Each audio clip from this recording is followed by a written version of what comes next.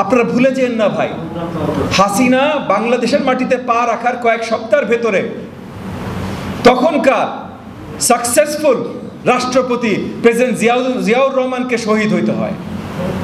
হাসিনার বাংলাদেশের মাটিতে পা রাখার সাথে সাথে আমরা রাষ্ট্রপতি জিয়াউর রহমানকে হারাই। কোনো কানেকশন নাই। বিএনপি কেন এত ক্ষমাশীল যে হাসিনা বাংলাদেশের মাটিতে আসে আর প্রেসিডেন্ট জিয়াউর রহমানকে শহীদ হইতে হয়, এইটা নিয়ে কেউ কোনো কথা বলে না? এই প্রশ্নটা আসলে বিএনপির কাছে আমি ছেড়ে দিচ্ছি। কোন মানবতার ফেরিওয়ালা, mother of humanity, mother of democracy, জননেত্রী, দেশ নেত্রী কোনো কিছু না শেখ হাসিনা ভাই। একটা সাইকোপ্যাথিক কিলার শেখ হাসিনা।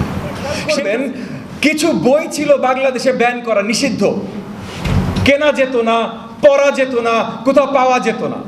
5ই আগস্টের পর এরকম কিছু বই এখন বেস্ট সেলার হয়ে গেছে, প্রত্যেকটা ঘরে ঘরে পাওয়া যায়। অনেক টেলিভিশন চ্যানেল আছে গিফটে দেয় এই বইগুলো। আগে ওই টেলিভিশন চ্যানেলগুলো বা ওই খবরের মাধ্যমগুলো এগুলো নিয়ে কথা বলতে পারতো না। তার মধ্যে একটা অত্যন্ত পরিচিত বই মতিউর রহমান রেন্টু সাহেবের, মতিউর রহমান রেন্টু সাহেবের আমার ফাঁসি চাই। এই আমার ফাঁসি চাই বইটাতে মতিউর রহমান রেন্টু সাহেব শেখ হাসিনার সাথে অনেক বছর ধরে যতখানি সময় কাটিয়েছেন তার বড়ভাবে স্মৃতিচারণ এবং বিশ্লেষণ দেন। এবং সেই বইটাতেও পরিষ্কারভাবে দেয়া আছে যে এরশাদ বিরোধী আন্দোলনে, সেটা 87 সাল বলেন, 90 সাল বলেন, কি কি ধরনের খেলা শেখ হাসিনা খেলেছিল, কি ভাবে তার নিজের দলের কর্মী ভাই, ছাত্রলীগ, যুবলীগ বা আওয়ামী লীগ তার নিজের দলের কর্মীদের জোর করে বন্দুকের সামনে ঠেলে দিয়েছিল। অনেক সময় গুলি করাটাও তার লোকজনকে দিয়েই করিয়েছিল। এগুলো পরিষ্কার তার বইতে আছে। গত সরকারের আমলে বা তার আগে এই বইটা পড়ার সৌভাগ্য আমার হয়। এই বইটা পড়ে আমি প্রথমে কিছুই বিশ্বাস করি নাই। আমি মনে করেছি ভাই দল থেকে বের করে দিয়েছে, তাহলে নিশ্চয়ই বের যেহেতু করে দিয়েছে সে একটু মিথ্যাচার তো করবেই, মন খারাপ একটু রাগ না, তাহলে একটু মিথ্যাচার তো করবেই। কিন্তু এখন যখন এই যে ইন্টারনেটে তার কল ফাঁস হয়, আমরা কথা শুনি শেখ হাসিনা কিভাবে কথা বলে, নেতাকর্মীদের সাথে কিভাবে ইনস্ট্রাকশন দেয়, কিভাবে আদেশ দেয়, তখন পরিষ্কার বোঝা যায় যে রেন্টু সাহেব তার বইতে যে লেখাগুলো লিখেছিলেন ওইটাই শেখ হাসিনা। কোন মানবতার ফেরিওয়ালা, mother of humanity, mother of democracy, জননেত্রী, দেশ নেত্রী কোনো কিছু না শেখ হাসিনা ভাই। একটা সাইকোপ্যাথিক কিলার শেখ হাসিনা।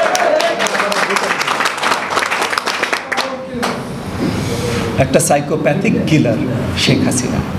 শেখ হাসিনা বাংলাদেশের মাটিতে 81 সালে যখন ফিরে আসে, বাংলাদেশের মাটিতে 81 সালে যখন ফিরে আসে, যেটার আবার আমরা কি এতদিন আওয়ামী লীগ করতো স্বদেশ প্রত্যাবর্তন দিবস, এই দিবস ওই দিবস, হাসিনা কবে প্রথম শাড়ি পরেছে দিবস, কবে বাথরুম গেছে দিবস।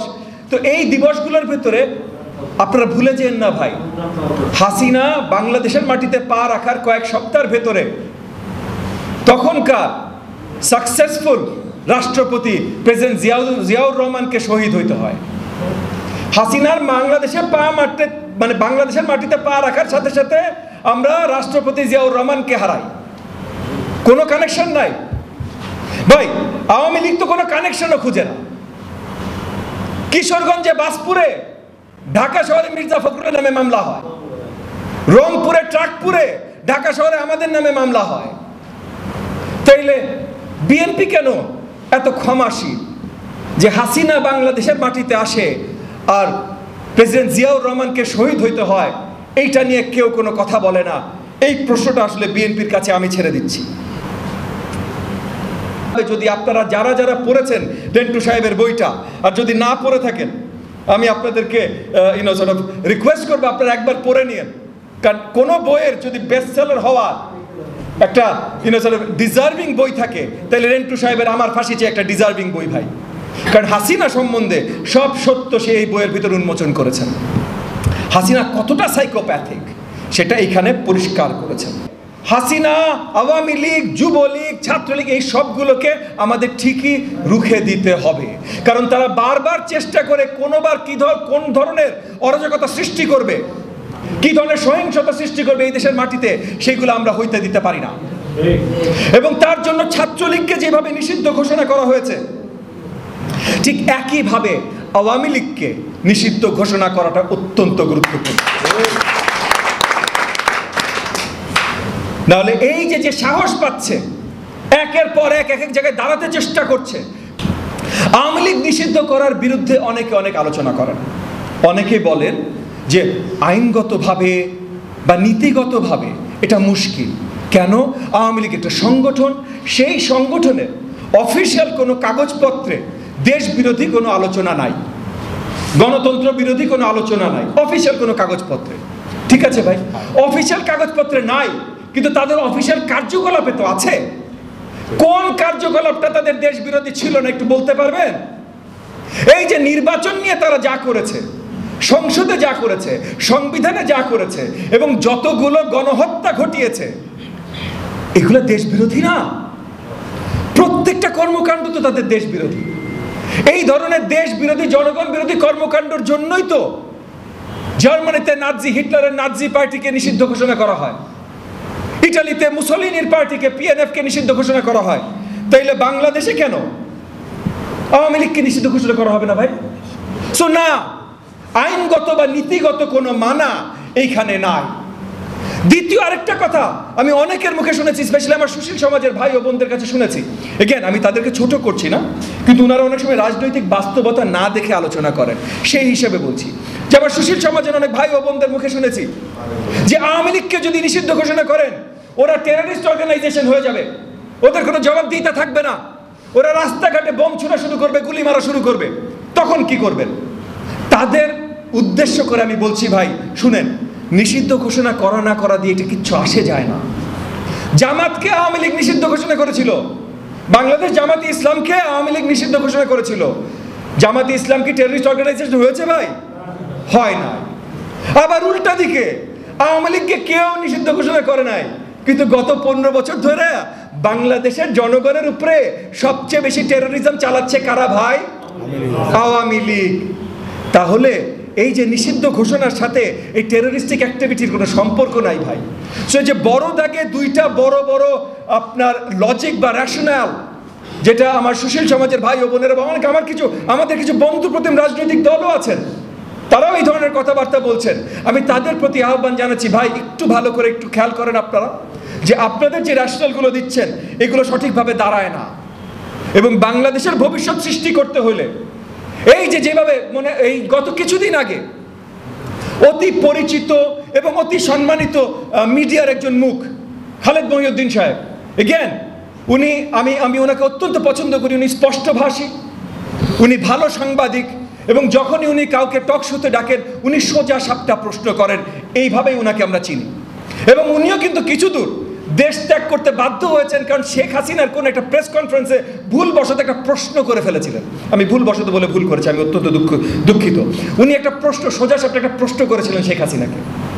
শেখ হাসিনা ওই প্রশ্নের উত্তরে যে তেজটা দেখিয়েছিলেন, ওই তেজের চোটে আমার মনে হয় উনি আর এই দেশে টিকতে পারেন নাই।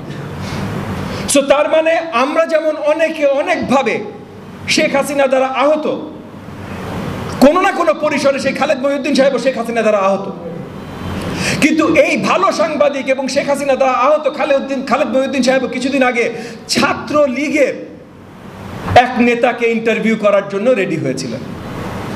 শেষ পর্যন্ত উনি সেখান থেকে ফিরে আসতে বাধ্য হয়েছেন, এবং উনি পরিষ্কার করেছেন যে আইনত কারণে, যেহেতু একটা নিষিদ্ধ অর্গানাইজেশন, সেই কারণে আইনগত কিছু বাধ্যবাধকতা আছে, সেই কারণে সে আর ইন্টারভিউটা করেননি। কিন্তু উনি পরিষ্কার আহ্বান জানিয়েছেন যুবলীগ আওয়ামী লীগের সব নেতাকে যে যদি আপনারা কথা বলতে চান তাহলে কথা বলতে আসেন। এখন সত্যি কথা ভাই, গণতান্ত্রিক রাষ্ট্র ব্যবস্থায় আপনি কারোর কথা বলাইতে থামাইতে পারেন না, এটা সত্যি কথা। কিন্তু দেশ বিরোধী এবং দেশে অরাজকতা সৃষ্টি করতে পারে, দেশে যারা ফ্যাসিজম তৈরি করেছে, যারা আসলে টেরোরিস্টিক অর্গানাইজেশন, তাদের কর্মকাণ্ড ভিত্তিক, তাদেরকে তো ওপেন প্ল্যাটফর্ম দেওয়া যায় না। আর তাদেরকে ওপেন প্ল্যাটফর্ম দেয়া থেকে যদি আপনার রোধ করতে হয়, তাইলে আইনগতভাবে তাদেরকে নিষিদ্ধ ঘোষণা করা ছাড়া আমাদের আর কোনো উপায় নাই। তাই আমি অন্তর্বর্তীকালীন সরকারের প্রতি আহ্বান জানাচ্ছি, আমরা ইতিমধ্যে মামলা দায়ের করেছি, সেই মামলার উপরে নজর দিয়ে বাংলাদেশ আওয়ামী লীগকে একটা সংগঠন হিসেবে নিষিদ্ধ ঘোষণা করা উচিত।